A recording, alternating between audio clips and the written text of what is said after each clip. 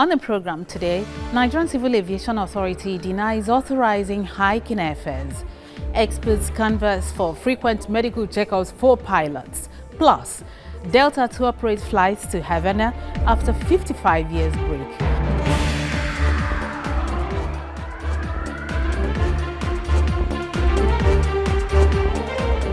Hello and welcome to your number one aviation program, Flight 101. I'm Lillian Ezemark. Flight time is 30 minutes. Fasten your seatbelts. Let's enjoy the cruise.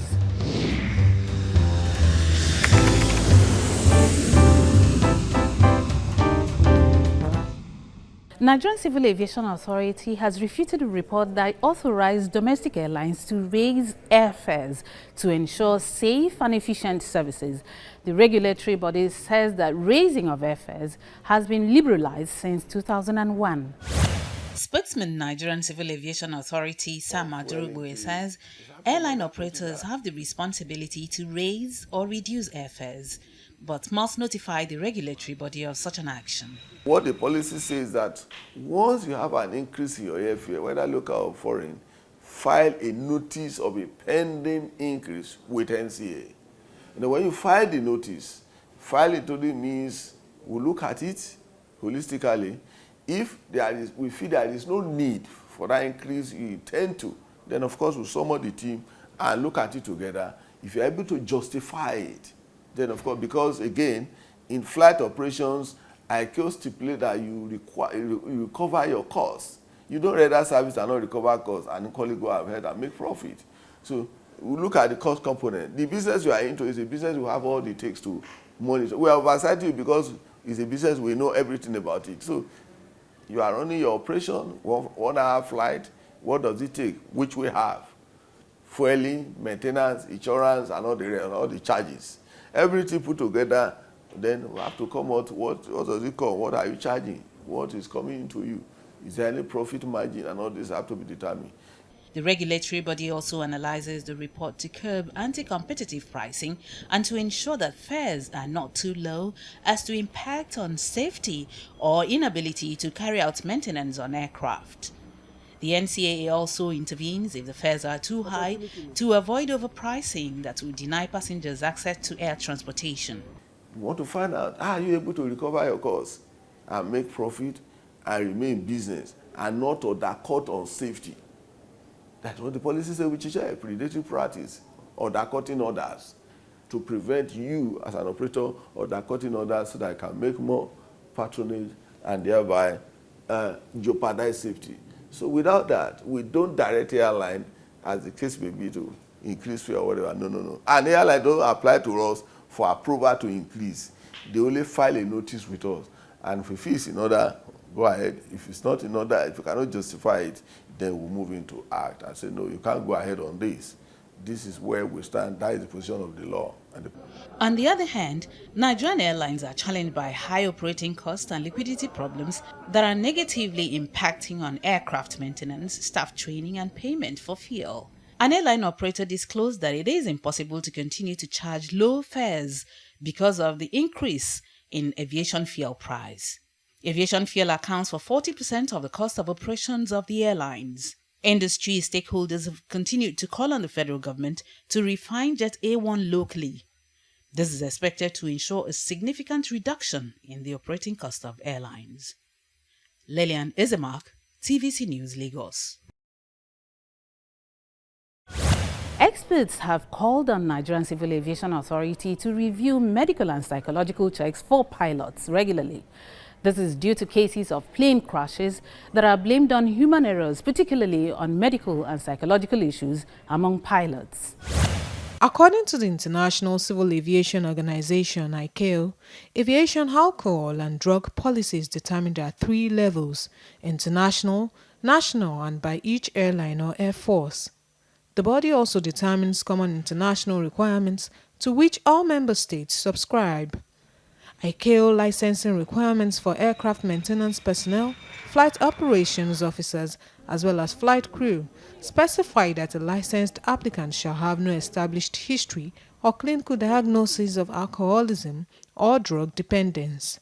It added that periodic medical assessments specified in the regulations provide an opportunity for the detection of alcohol or drug problems in existing license holders, stressing that the regulations prohibit pilots and other flight crew members from flying while their performance is impaired by alcohol or drugs. An aviation expert has asked NCAA to check every pilot to avoid what happened to the Egypt airplane that crashed recently or other air mishaps caused by pilots. But the regulatory body swiftly reacts. Flight crews' heads are taken seriously. And I jokingly tell people that the most healthier people on earth are flight crews, because these are the set of people that they ensure that they go for health status check 6 months interval. It's not a luxury, it is mandatory. And it's not as if it's the individual that just want to do it for fun. No, it is a requirement. They get it status 6 months interval, and of course analyze it.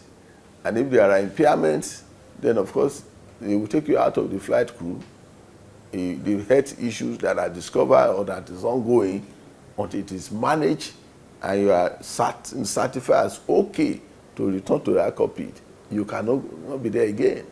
So if there are issues that are found, that is what is done. And if there are violations, it is equally taken seriously. In addition to that, what the regulation is saying, which is equally universal, whatever we are doing is not peculiar to us. It's applicable, it's a universal law. What is done here to our flight crew is done in Ghana, is done in Canada, US, UK, it's the same. A veteran pilot, Dele Ore, said the NCAA has the power to suspend or withdraw a pilot's license if found to have consumed excess alcohol before his or her flight. Many people have been penalized. There are about to be violations, but when it is caught, it's viewed seriously. We are going by the books. We haven't had any research or report saying, because why do you want to make it earlier?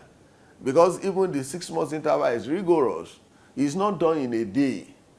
And we are talking about medical checkup that require you checking the whole system of the individual involved, the whole system. And it's quite comprehensive. And it's equally costly. It's not free. So if somebody is saying it should even make it more regular, which means at the end of the day, we won't have anybody in the cockpit. It is a collective decision, which is based on a empirical study, when we should do it, at what interval. So 6 months is based on a report, and it's okay for now. Because that 6 months is not just done with in one day. And you're talking or looking at the whole system. What does it take a system to change? Meanwhile, NCAA withdrew the license of 3 Nigerian pilots who were found to have taken alcohol at the time they were to fly. They were also asked to return their licenses to NCAA within 75 days, and they must undergo detoxification and psychiatric evaluation by a consultant psychiatrist. To industry watchers, the rule, if taken seriously by pilots, will boost safety of air travel. Now international stories. Delta to operate flights to Havana after 55 years break. Plus, Swiss fighter jets escorts Israel-bound plane after bomb threat.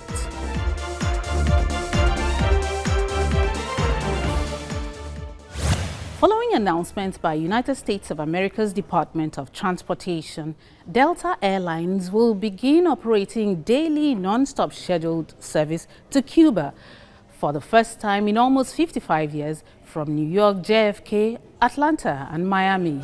Delta's Vice President Latin America and the Caribbean, Nicholas Ferry, said the airline looked forward to providing the market with operational performance that will reunite families and support a new generation of travelers seeking to engage and explore the unique destination. Explaining the routes, Delta said the flights between New York JFK and Havana will connect the New York City area, which includes the second largest Cuban American population, to Cuba's political, cultural, and economic capital. Atlanta's superior connecting gateway will provide one-stop access to Cuba via the nation's largest hub, with more seats, destinations, and flights from Atlanta than any other carrier. Delta's Miami-Havana flights will serve the largest population of Cuban Americans in the U.S. Delta offers the second highest flights from Miami International Airport.